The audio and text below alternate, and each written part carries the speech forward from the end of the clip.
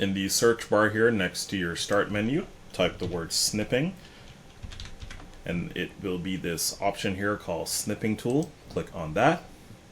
And then here you have the option to do both a screenshot or a snip and a screen recording. Let's go on over here to the video icon, click on that. Now we have selected the video mode. Go ahead and click on new for new recording. And then from here you can select the area that you want. If you want to do a full screen, you could select the entire screen by left clicking on your mouse and selecting the entire area.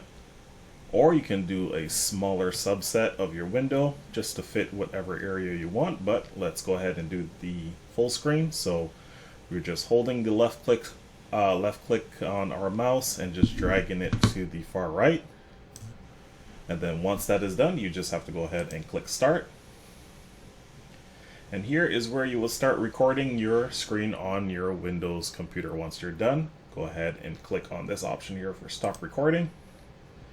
And now, just like that, you would have recorded your screen on your Windows computer.